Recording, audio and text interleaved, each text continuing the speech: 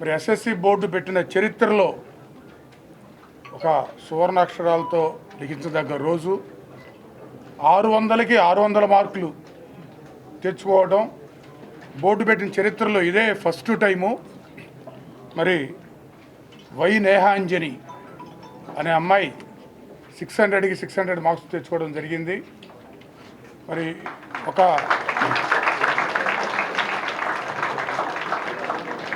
Just మనం 4 days క్రితం మనం మాట్లాడుకుంటూ సాయి మనోజ్ఞ మరి ఇండియాలో టాప్ 24 ఫస్ట్ సెషన్లో అయితే 14 మెంబర్స్కి వచ్చింది, 100% జేఈ మెయిన్లో. అందులో మన ఆంధ్రప్రదేశ్లో హిస్టరీలో ఫస్ట్ టైం ఒక అమ్మాయికి రావటం అదే ఫస్ట్ అనుకున్నాం.